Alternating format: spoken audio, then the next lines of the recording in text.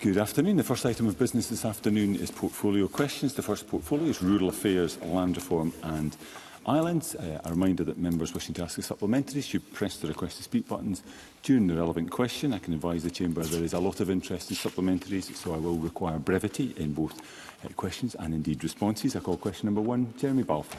Thank you, Deputy Presiding Officer. To ask the Scottish Government what plans it has to propose scheduling time for a parliamentary debate on the fishing industry. Cabinet Secretary Marie Goujon. The Scottish Government cares deeply about ensuring a prosperous future for fishing communities and our fishing industry. And it's important to take stock and reflect on one of Scotland's most important assets, which is our fishing industry, people and the communities who make a living from it, and their contribution to the Scottish economy. Now, the recent members' debate on the 18th of February, brought forward by Beatrice Wishart, I committed to schedule government time for a debate on fisheries, and I'm happy to reaffirm that commitment today. Jeremy Balfour.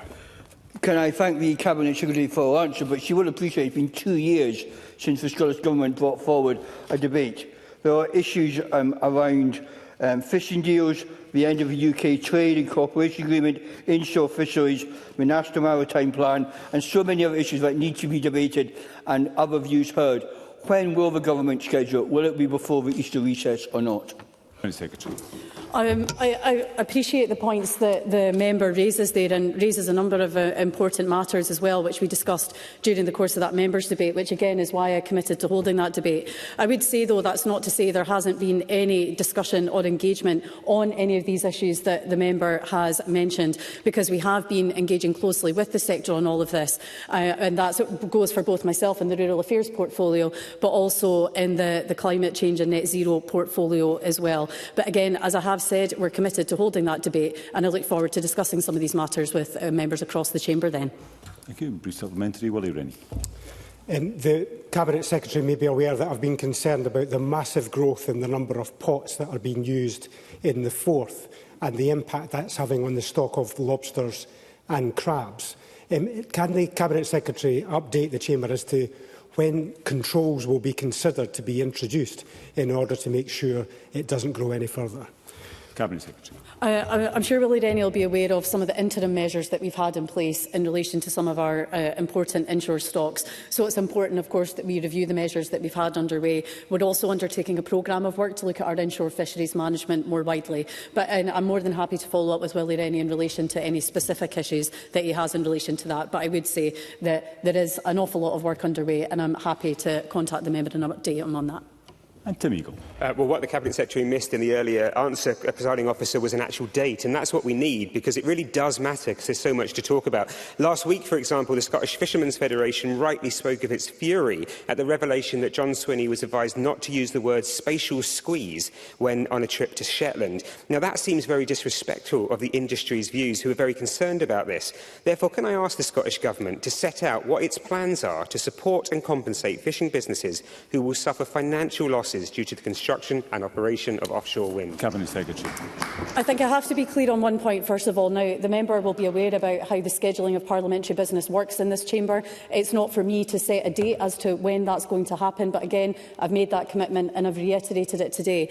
There are a number of pressures which we know are affecting the fishing industry in particular, and where there is that increased pressure on our marine space, whether that's the environmental measures that are being proposed, as well as the expansion of offshore renewables as well. Now, of course, some of those matters relate to my own portfolio, as I outlined to Jeremy Balfour in my initial response to him, but of course that also involves the Cabinet Secretary, Gillian Martin, from the Net Zero portfolio and some of the matters there. But of course, we are engaging with the industry more widely to look at these matters in the round. But again, as I committed to, we will bring forward a debate, and I look forward to discussing these matters in more detail. Thank you. Question 2, Emma Harper. Thank you, Presiding Officer. To ask the Scottish Government how the new deal for agriculture and its agricultural support schemes will aim to support the dairy sector. Minister Jim Fairley. Thank you, Presiding Officer. The Scottish Government remains committed to maintaining direct payments, providing the vital stability to agriculture, and we will continue to co-develop new support to improve the sustainability of farming. This year we have provided £135,000 to the Dairy Growth Board and to the Scottish Dairy Hub. Additionally, recently announced flexible capital grants will provide at least £14 million in the first year to support the sector for investments in a range of areas, and we are also allocating capital to food processing marketing support to also benefit the sector. Emma Harper. Thank the Minister for that answer. The recent announcement from Arla Foods about a potential £90 million investment for a centre of excellence at Lockerbie could be the beginning of an exciting new chapter for dairy farming in the south of Scotland. The dairy sector is providing produce of peerless quality and is synonymous with my South Scotland region. Can the Minister outline how the Government intends to help ensure the future prosperity of this vital industry for years to come? Minister. I absolutely share Emma Harper's views and welcome the recent news of Arla's investment to Lockerbie. It's a real vote of confidence in Scotland's dairy sector. And it's an exciting time for the dairy in the region, with the Scottish Government also investing £4 million into the Borderlands Inclusive Growth Deal Dairy Nexus project, which will drive transformational research and innovation to decarbonise the dairy sector. The Rise to the Top 2030 strategy outlines the ambitions for growth for the dairy in Scotland to ensure that future prosperity, and we are continuing to support the Dairy Growth Board to seek further opportunities for producers, including new routes for exports, product listings in domestic retail and investment in processing in Scotland. That work is producing results, including a 140% increase in cheese exports since 2021. Thank you. And supplementary, Finlay Carson. Thank you. The Minister will agree that a fit-for-purpose IT system is critical to the delivery of agricultural support schemes. Today in the Rural Affairs Committee we heard from a range of agricultural stakeholders that they have concerns that the current IT system puts future schemes at risk. Can the Minister tell Parliament how much is spent annually on IT developers, programmers and maintenance for the current rural sector? Minister. Well, the member will be well aware that we will deliver the schemes within the current capabilities, but if there are specific questions, if he wants to write to me, we will give him specific numbers back. Thank you. Question 3, Douglas Ross. Presiding Officer, to ask the Scottish Government what its position is on whether seagulls should continue to be protected in law. Minister. Like all wild birds in Scotland, the rest of the UK and Europe, gulls are protected by law and they should remain so. Now, I appreciate that gulls can be a serious nuisance in urban areas, but the answer is not to allow free rein to kill these birds, especially when overall numbers of gulls taking natural and urban populations together are actually in decline. To help tackle the problems, local authorities and property owners could do more to deter gulls from nesting on their properties. Nature Scot can and do provide licences for lethal control where there are issues of public health safety. Ross. That response is completely tone-deaf to the problems we are seeing up and down the country. Murray Council, for example, has spent hundreds of thousands of pounds on this issue to no effect. The Elgin Common Good Fund has spent over £50,000 in the last 2 years, and again, the problem persists. And Elgin Councillor Pete Bloomfield told me about a case of an elderly resident who left her bungalow, was attacked by a gull, fell over and broke her leg. Her carer then came outside and was also attacked by the gull. When this elderly resident returned home from hospital, she was attacked again and then was fearful of leaving her home at all. Does the Minister accept this is a growing problem in communities like Murray and across the country? What can be done about it? And will he meet with concerned MSPs from across all the parties to discuss this issue in more detail? Minister. As I said in my initial answer, Presiding Officer, I'm well aware that urban gulls can cause problems, but there is absolutely no doubt that the numbers of gulls are actually dropping, and businesses and people can do more to protect their own properties by not leaving bags of rubbish, by not allowing feeding in towns and cities, and to make sure that we preserve. Douglas Ross is sitting there shaking his head. I'll give the member some numbers. Lesser black-backed gulls have fallen by 48% in their natural environment, and yet they have gone up in the urban environment. So there is a responsibility on all of us. And I'm not dismissing the point that Douglas Ross makes. I absolutely get the fact that urban gulls are a problem, but killing them and giving licences out willy-nilly is not the answer. There has to be a way for us to be able to find how we cohabit with the gulls in one way or another, either reducing the nesting or creating difficulty for their nesting, but killing them, which is what I'm being constantly asked to do, is not the answer. Thank you. I would encourage members to ask their questions and then not then seek to ask more or make comments from a said new position. I call brief supplementary. Mark Ruskell. Well, I think it's quite clear that the Tories are now declaring a war on wildlife. It's seagulls this week, it will be white-tailed eagles next week, and it will be beavers the week after that. I'm pleased the Minister recognises the fact that herring gulls in particular have declined in population by almost half in the last 40 years, and that a lot of the issues that are described here are as a result of poor waste management issues in many of our towns. But will he listen to science-based organisations, including the RSPB, and support the wider recovery of seabirds and the habitats that they need to thrive? Minister. I'm absolutely prepared. I didn't answer Douglas Ross's question. I do apologise. I'm absolutely prepared to meet with anyone to try to find solutions to the problems that we have, because I accept there are problems there. But we cannot refuse the fact that the gull numbers are decreasing in their natural habitats, and we have to do something about getting them back to their natural habitats to reduce the tension that is obviously there between the gulls and the people that are living in the communities. And briefly, Rachel Hamilton. Thank you, Presiding Officer. Douglas Ross is absolutely right. In Eyemouth, aggressive gulls have attacked young children, and they are a blight on businesses who are currently trying to trade in difficult conditions. So the issue is, Minister, that the licensing scheme is impractical. So can the Minister look at the licensing scheme itself, and how can he also support communities who are looking to a strategic approach to controlling gulls through management plans, improved signage and gull-proof bins? Thank you. As I've already responded to Douglas Ross and to Mark Roscoe, I am more than happy to look at what we can do collectively in order to find solutions to this issue, but directly licensing issues, issuing licences to kill gulls is not the only answer. Question 4, Pam Gosal. Thank you, Presiding Officer. To ask the Scottish Government whether it will provide an update on what assessment has been made of the potential impact on agriculture in Scotland, including in the West Scotland region of the UK Government's decision to change the inheritance tax system for family farms. Minister.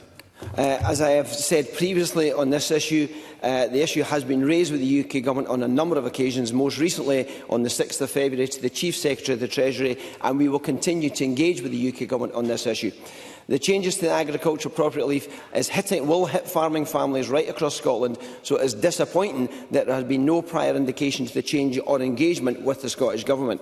The Scottish Government officials are working alongside Her Majesty's Treasury and HMRC counterparts to ensure Scotland's tenant farmers are protected from the UK Government's very poorly designed changes and do not become liable for inheritance tax. Our position remains unchanged that the changes to inheritance tax should be paused and immediate review carried out. The UK Government must also urgently commit to undertake and publish full impact assessments on the impacts these changes are having in Scotland. This issue demonstrates why it would be far better for all the tax powers to be devolved to the Scottish Parliament so that we can create suitably tailored positions for Scotland. Pam Gosal. I thank the Minister for that response. With international instability increasing, food security has never been more important, placing more burdens on farmers will only increase the cost of food production, with many farmers even leaving the industry. I have been contacted by my constituents from East and West Bartonshire, as well as Argyll and Bute, who have expressed concern over the dangerous UK Labour Government's family farm tax. Therefore, what is the Scottish Government doing on its part to ensure that the farming industry does not disappear due to harsh taxes? Minister. Well, as the member is very well aware, these tax decisions are made by Westminster. I very much want them to be made here in Scotland so that we can actually suitably create. I see Finlay Carson sitting shaking his head. They ask us these questions, then we give them the answers, they shake their head. The point I'm trying to make is, if we want to have tax decision-making powers in here, you've only got to vote for it and we'll manage to make that happen. In terms of the substantive part of the question from Pam Gosal, the Scottish Government is doing everything in its power to make sure that we create a resilient long-term industry for the people of Scotland to provide food security, help maintain our environment, help maintain biosecurity, and we have got a range of measures in place to do so. Thank you. I've got a number of supplementaries. I'll try to get as many in as I can, but they'll need to be brief. First, Willie Coffey. Thank you. The APR proposals from Labour are the latest in a long line of attacks on Scottish agriculture by successive UK governments. Can I ask the Minister what assessment the Scottish Government has made of the cumulative impact of Westminster policies in recent years, including these APR proposals on Scottish agriculture? Clearly, we very much share Willie Coffey's concerns regarding the negative impacts caused by the failure of the UK Government. And it's clear that decisions made by the UK have significant impacts on Scotland, as we have seen with the inheritance tax changes in agriculture and the banditisation of the agricultural budget allocation. So we remain committed to maintaining direct payments, providing vital stability to agriculture and contributing to the delivery of the vision for agriculture.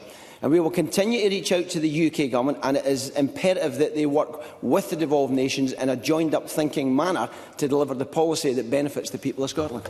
Okay, and briefly, Claire Baker.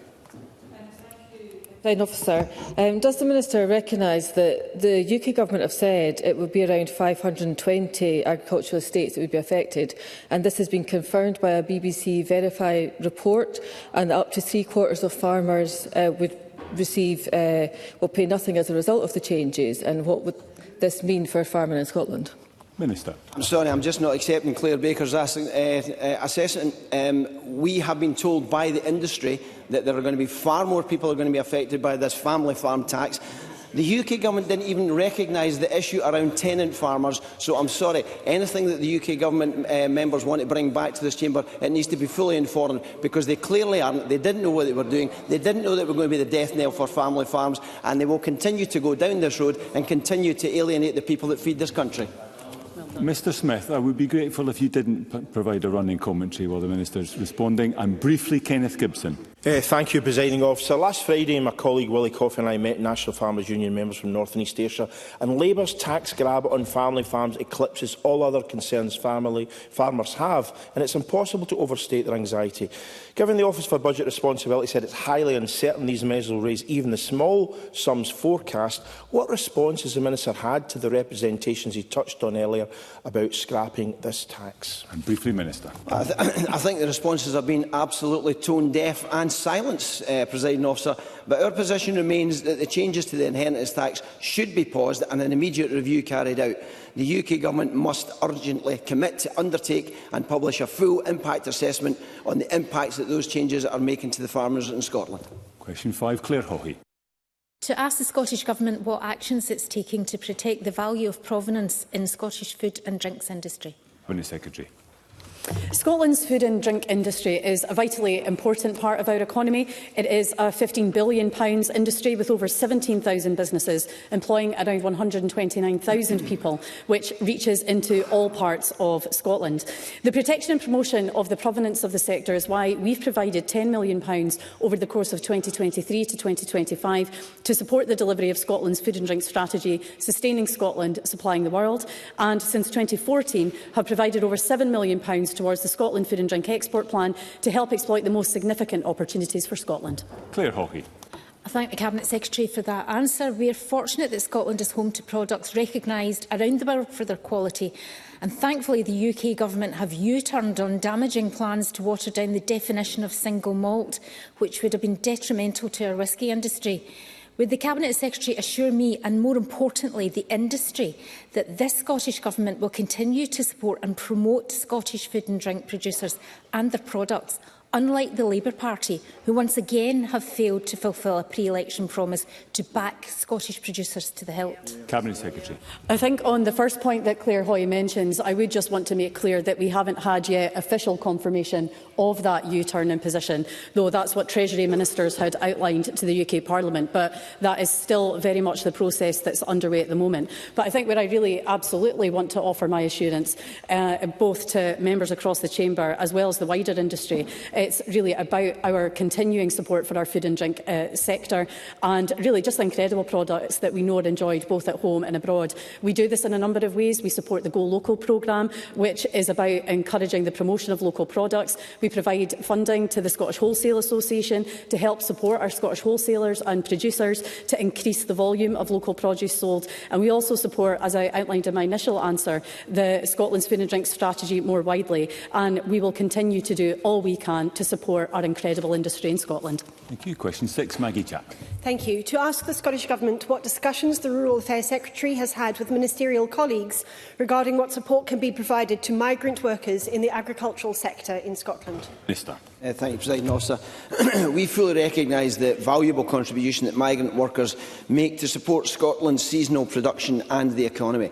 The Scottish Government supports these workers by enforcing the pay and conditions stipulated in the Agricultural Wages Order, by funding RSABI to provide practical, emotional and financial support, and by subsidising the Worker Support Centre from 2022 to prevent labour exploitation and inform future policy. Ms Goujon met with Mr McLennan last September and actioned Scottish Government officials to scope and develop a bespoke standard to uphold conditions for seasonal workers' accommodation. This work is ongoing and is engaged with relevant stakeholders. Maggie Chapman. I thank the Minister for that response, and I'm glad to hear of that progress, because the issues facing migrant farm workers in Scotland are well documented. Unsafe, poor quality and cramped accommodation, pay being withheld or not in line with the agricultural minimum wage, travel not being supported or accounted for in hours, and so on. In the North East, sadly, these experiences are common. In advance of the forthcoming season, what more can the Scottish Government do, working with partners like the NFUS and the Workers' Support Centre, to ensure that the food we put on our tables has not been produced in exploitative and punitive conditions? Minister. As I've said in my initial answer, the Scottish Government is providing funding through the various support mechanisms we've had. Ms Goujon has met with Mr McLennan, and there are various other issues to make sure that the agricultural rural workers are looked after properly. Brief supplementary, Mercedes Vialva. Thank you, Presiding Officer. Answers to parliamentary questions submitted by Richard Leonard on the unjust treatment and exploitation of migrant workers in agriculture reveal a significant rise in the percentage of businesses underpaying migrant workers in 2024. So will the Scottish Government be increasing the number of control test inspections from the Agricultural Wages Enforcement Team to ensure that all workers receive their proper wages? Minister. The Scottish Government, we passed the Human Rights, Trafficking and Exploitation in Scotland Act in 2015, and that gives police and prosecutors greater powers to detect and bring to justice those responsible for those types of offences. Thank you. Question 7, Liz Smith. To ask the Scottish Government whether it will provide an update on what action it's taking to reduce the level of wildlife crime. Minister. The Scottish Government has taken numerous actions to tackle wildlife crime in recent years, such as increased penalties for the most serious offences, including licensing schemes for hunting with dogs and increasing the powers for the SSPCA inspectors. We worked with a number of partners to raise awareness of wildlife crime, and I was pleased to open the Scottish Wildlife Crime Conference last week and witness the partnership in practice. I'd also like to highlight the recently published 2023 Annual Wildlife Crime Report that reported a decrease of 23% in recorded wildlife offences in comparison with the previous year's report. Liz Smith. Thank you, and Minister, that is encouraging that there have been some better statistics of late. However, there are also some recent incidences of what the Scottish Gamekeepers Association has called, and I quote, guerrilla rewilding, whether that's in relation to illegal release of lynx or feral pigs. So can I ask what the Scottish Government is doing to tackle what is a very serious problem? Minister. Yeah, I absolutely agree with Liz Smith's point that she's made, and I want to reiterate that we absolutely strongly condemn the illegal release of any species in Scotland. The recent release of the lynx and the wild boar into the Cairngorms was extremely reckless and caused legitimate concern for the public, as well as posing serious risks to the welfare of the animals that are released. So Police Scotland are currently investigating the possible sightings of lynx in Galloway, and Nature Scot has put out trail cameras in the area. Thank you. And a supplementary, Colin Smith. Thank you, President Officer. The Minister is aware of the unintended loophole in the Wildlife Management and Muirburn Act, which allows some grouse moor owners to apply for a grouse shooting licence that only covers the small area of their estate directly used for grouse shooting rather than the whole estate, even though the whole estate is managed to enable the operation of the grouse moor. Does the Minister recognise that if this loophole is not closed, the Act will not have its intended effect of ending the illegal killing of birds of prey associated with some grouse moors? Because if the offence takes place outside the small licence area, it cannot be considered in licensing decisions, so reducing the impact of licensing as a deterrent to wildlife crime. Minister. I don't have the exact numbers of the number of licences that are being issued by Nature Scot or the number of licences that will be issued this coming year, but Nature Scot are working with the landholders to make sure that these licences are effective in exactly the way the bill was required us to do, and I'm confident that that's what will happen. Thank you. Question 8 was not lodged, so that concludes questions on rural affairs. There will be a brief pause before we move to the next portfolio to allow front benches to change.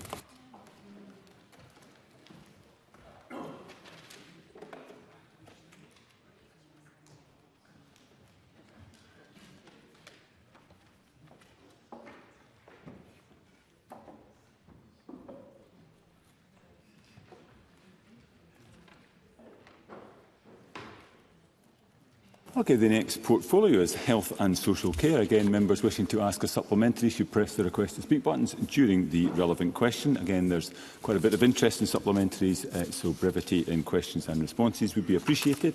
And I call question number 1, Douglas Lumsden. Thank you, Presiding Officer. To ask the Scottish Government what percentage of referrals to audiology services at NHS Grampian are seen within the 18-week target. Cabinet Secretary Neil Gray. Thank you, Presiding Officer. NHS Grampian monitor referrals and advise that the average waiting time for patients between referral and assessment is between 12 and 18 months.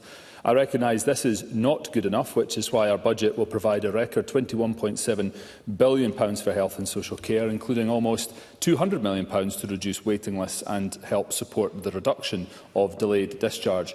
By March of 2026, we expect no one to be waiting longer than 12 months for a new outpatient, inpatient treatment or day case treatment. Douglas Lumsden. Thank the Cabinet Secretary for that answer. I've heard from constituents who have had to wait over 2 years to get a hearing aid. There was a review of audiology services carried out in 2022, but there seems to have been no improvement since then. So can the Cabinet Secretary tell me how many of the 55 recommendations from that report have been implemented? Cabinet Secretary. Thank you, President Officer. I thank Douglas Lumsden for his question. Audiology is considered as a clinical priority area, and the Scottish Government remains committed to its vision for an integrated and community-based hearing service in Scotland. Whilst our response to the independent review on audiology in Scotland is implemented, we continue to work with the NHS, with the community and voluntary sector and private providers to identify and cost an appropriate model for community care for any future service reform and ensure that the voices of those with lived experience inform this work. And in that regard, I'd be more than happy to meet with Mr Lumsden and his constituent in order to take that particular area forward. Question 2, Alexander Burnett. To ask the Scottish Government whether it will outline its funding strategy for health and social care partnerships in the North East Scotland region.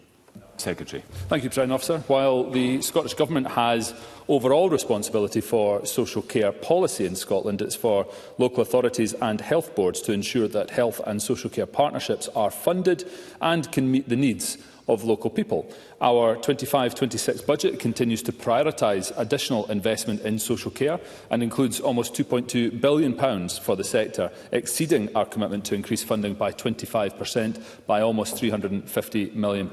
We have also provided significant additional resources to local authorities and expect social care to be prioritised by them.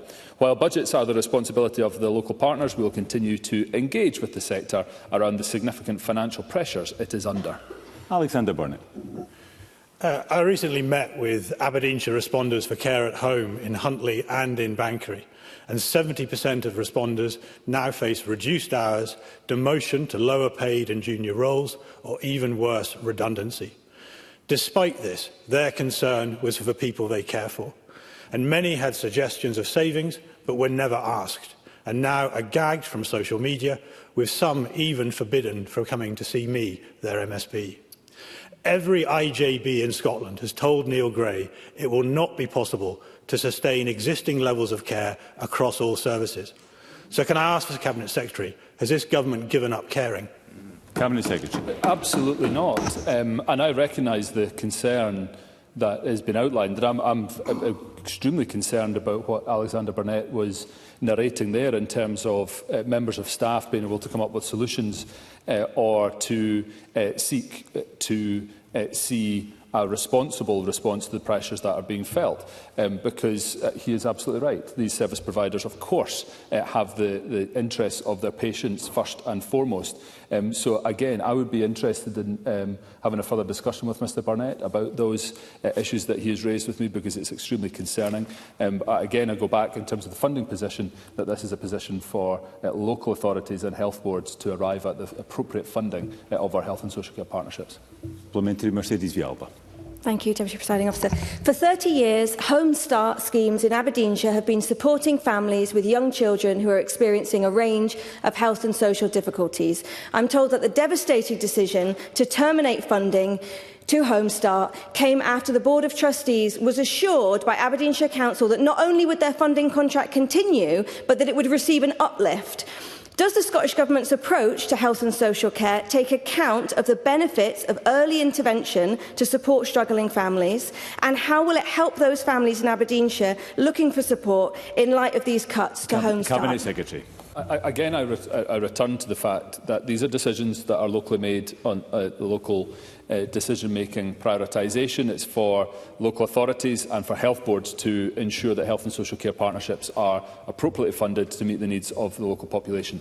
On the second part of Mercedes Villalba's question around our prioritisation in government of preventative measures and whole family support interventions, of course that is what we support. That is at the heart of our agenda, and that is why we would hope and expect our health boards, our local authorities and our partnerships to be doing exactly that.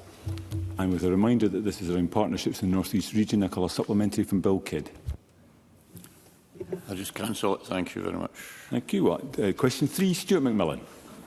Thank you, Presiding Officer. To ask the Scottish Government what dialogue it's had with NHS Greater Glasgow and Clyde regarding a replacement for Port Glasgow Health Centre. Cabinet Secretary. Thank you, President Officer. The Scottish Government meet regularly with colleagues from NHS Greater Glasgow and Clyde, and they are due to meet with the Assistant Director of Infrastructure Planning and Delivery on the 13th of March. A wide variety of issues will be discussed, including the Board's primary care priorities, which we know will include Port Glasgow Health Centre. Following the UK spending review, the Scottish Government intend to update and publish a refreshed infrastructure investment plan, which will outline what capital projects can and will be taken forward. Stuart McMillan. I thank the Cabinet Secretary for that reply. And replacing Port Glasgow Health Centre is a key priority for my constituency. It would help deliver better outcomes for patients and also provide a better workplace for staff.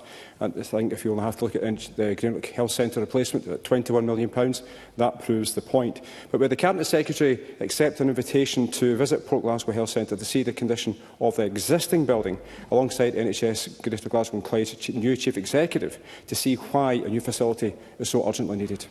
Cabinet Secretary. Thanks, President Officer. I thank Stuart McMillan for his question, for highlighting the investment the Scottish Government and the Board has made in the new Greenock Health Centre and the obvious impact that that has had. And of course, more than happy to accept such an invitation to visit Port Glasgow and acknowledge the importance of this to Stuart McMillan and his constituents.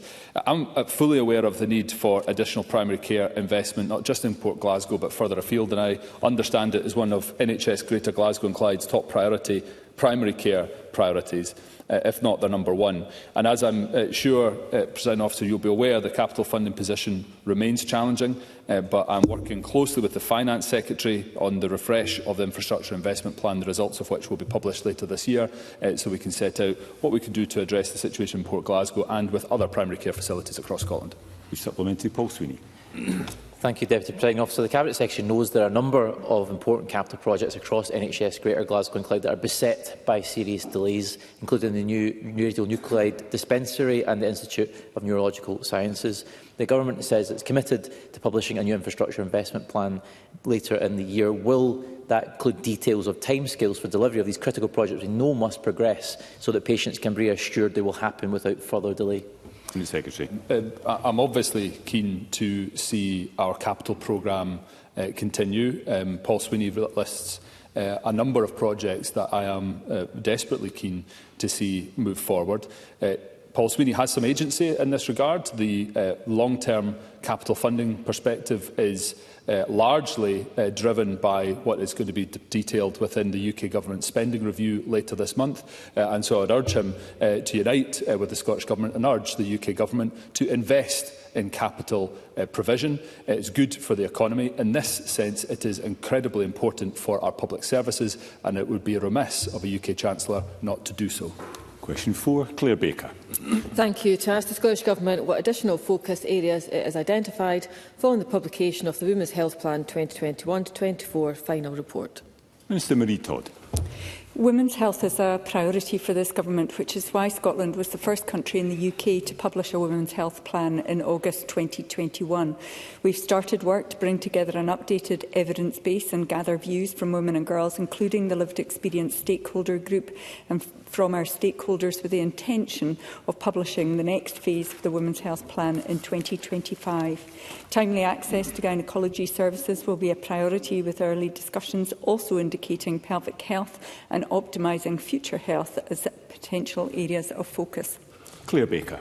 I thank the Minister for that response, and the women-centred approach to health is long overdue, and while some progress is being made, there is a way to go, including in improving HPV immunisation and cervical cancer screening. Figures from health boards this week have shown that some women are waiting more than 8 months for further checks following an abnormal smear test. Colposcopy exams can help identify cervical cancer, but too many women are having to wait months for these vital follow-up checks. How is the Scottish Government working with health boards to address these wait periods and ensure that early intervention is embedded into the cervical screening process? Minister. So I thank the member for that question, and we certainly agree that the speed of colposcopy is not good enough, and that's why our 25-26 budget provides £21 billion for health and social care. To offer some reassurance, following an abnormal sample, patients at the very highest risk of cervical cancer will be referred on a fast-tracked urgent suspicion of cancer pathway for further diagnostic tests. Where results show a low or moderate risk, patients will be offered routine colposcopy. And without wishing to underestimate the anxiety that is experienced by those waiting on a routine appointment, and while wishing to offer some reassurance, it is important to remember that less than 1 in 1,000 patients who are referred for a colposcopy are found to have a cervical cancer that requires immediate treatment. We're absolutely committed to eliminating cervical cancer. We've established an expert group chaired by Women's Health Champion Professor Anna Glaser. It is within our reach, and she will provide recommendations on how Scotland can reach the target set by the World Health Organisation. Thank you. And a brief supplementary from Rachel Hamilton. Thank you, Presiding Officer. In their 2021 manifesto, the SNP promised to reduce endometriosis diagnosis times to less than 12 months by the end of 2025, yet waiting times are still 8.5 years. May I ask the Minister if, since the publication of the Women's Health Progress Report, if this target will be met? Minister. So I'm aware that women are waiting for too long still for an endometriosis diagnosis. We have discussed before in the Chamber that requires a definitive diagnosis, requires an invasive laparoscopy test, which is not appropriate at the immediate first presentation, and there is a process to work through to work towards a presumptive diagnosis and then on to the invasive test that can confirm whether endometriosis is present. There is no doubt that women are waiting too long, and there's been a series of work going on all over the system to increase awareness amongst women, to increase awareness amongst health professionals, and to tighten up the referral pathway to ensure that women are appropriately and rapidly and promptly referred into the system. As I said, though, people are waiting too long for gynaecology appointments, and we have invested extra money to try to improve that situation. Thank you. Question 5, Jackie Bailey. To ask the Scottish Government whether it will provide an update on NHS pay negotiations for 25-26. Minister Secretary. Thank you, Presiding Officer. I am incredibly grateful to our hard-working NHS Scotland staff for the care they provide to patients day in, day out, and I am committed to ensuring that they continue to be supported and valued, and that NHS Scotland remains an employer of choice. I can therefore confirm that pay negotiations for Agenda for Change staff will commence on the 19th of March. For consultant, specialty doctors, GPs and dentists, we await recommendations from the Independent Doctors and Dentists Pay Review Body. For resident doctors, we will engage directly with BMA Scotland to arrange for pay negotiations to commence. Jackie Bailey. The Cabinet Secretary will be aware of the anger and frustration among the NHS workforce in light of the delay in starting pay negotiations for this coming year. Does he accept, though, that any negotiations will need to rebuild trust, given his decision to U-turn on the Government's commitment to implement the reduction in the working week for NHS staff? And can he tell us whether this was his decision or John Swinney's and he was simply the messenger? Cabinet Secretary. There has been no U-turn on our commitment to get to 36 hours for Agenda for Change staff in a reduced working week. The commitment that was given in the pay deal was to get to 36 hours by April 26. That is what is being delivered. There was a recommendation of the reduced working week working group which suggested an implementation of 30 minutes over 3 years. There was no commitment from government as to that provision. However, I recognise the frustration that there is amongst staff. I continue to engage with unions in this regard, but I have to make sure that the implementation of the reduced working week is done in a safe way that maintains capacity and ensures that we can deliver against the delivery that we are wishing to see over the NHS over the coming year. And I have met with unions to explain my position and my decision that was taken by me. And supplementary, Brian Whittle. Presiding Officer, in the face of impending industrial action in 2024, the Cabinet Secretary negotiated and agreed the commitment to pay and improved conditions, including reducing hours. He agreed to the timescale. There were no clauses that indicated the Scottish Government commitment was subject to any decisions elsewhere, and he has reneged on those commitments. Does the Cabinet Secretary not recognise that these commitments belong to him and the Scottish Government, and he must own those decisions? So how can anyone take the Scottish Government at its word in future negotiations? Cabinet Secretary. The pay deal that was arrived at 2 pay deals ago was for a reduced working week to 36 hours. When I came into post, to be arrived at by April 2026. When I came into post, I implemented the first 30 minutes last year. There was always going to be a test and learn off the basis of that first 30 minutes, which has been challenging in some parts of the system.